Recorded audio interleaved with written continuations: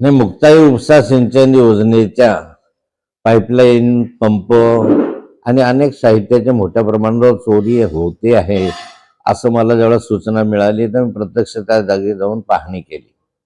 त्या ठिकाणी साधारणतः माझा अंदाज होता की 4 कोटी रुपयाच्या साहित्याची चोरी झाली.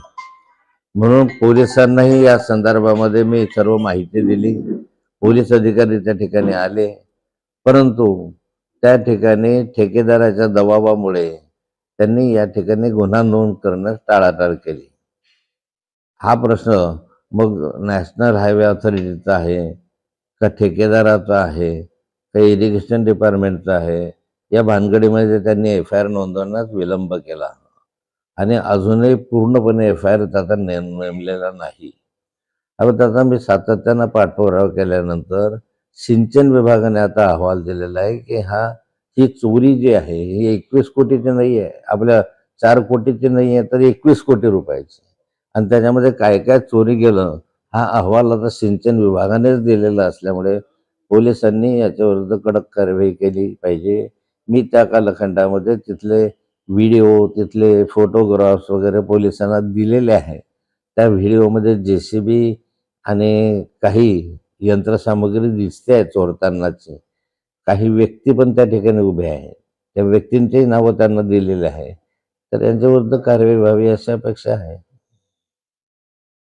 आज शिवजयंती उत्सव दाखल होत आहे, काय सांगणार?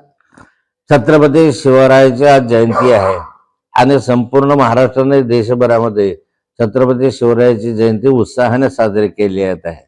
छत्रपती शिवरायांनी या ठिकाणी पुनर्स्थापना केली धर्माची. हा देश, हा महाराष्ट्र मोगलांच्या सत्तेपासून त्यांनी लांब ठेवण्याचा प्रयत्न केला आणि हिंदवी स्वराज्याची स्थापना या ठिकाणी केली. महाराष्ट्रामध्ये भडका फडकून देशभरामध्ये हिंदवी स्वराज्याची स्थापना झाल्यामुळे मुघलांचं अतिक्रमण त्या ठिकाणी थांबलं. अशा थोर महापुरुषाची आज जयंती साजरी करत आहे. या जयंतीच्या निमित्तानं मी सर्व महाराष्ट्रातील जनतेला शुभेच्छा देतो. अजितदादा पवारांच्या दखोट्यानंतर 75 शाळांना अल्पसंख्याकांना प्रमाणपत्र देण्यात आले होते.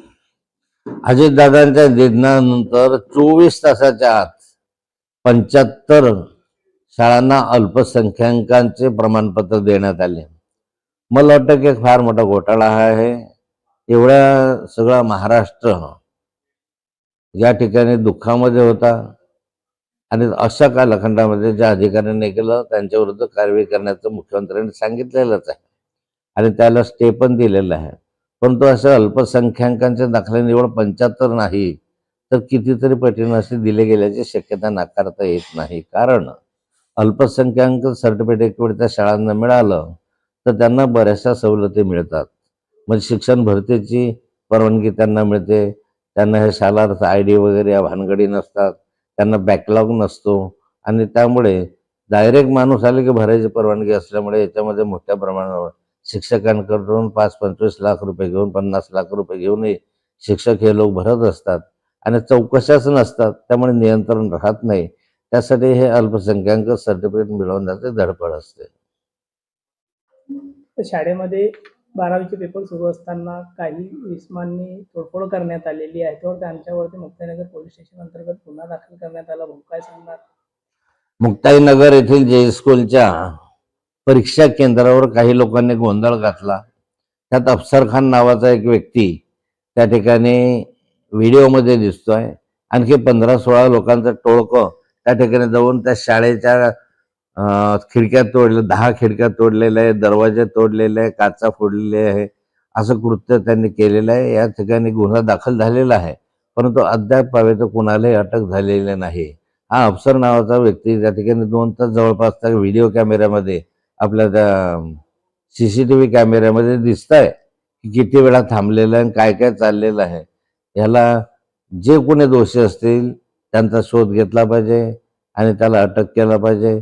हा अफसर खान तर त्या ठिकाणी दिसतोच आहे, मग पहिल्यांदा त्याला उचललं पाहिजे, कारण त्याच्या टोळक्यानंच हे सगळे उद्योग केलेले आहे आणि परीक्षा केंद्राला फार मोठं नुकसान त्यांनी केलेलं आहे.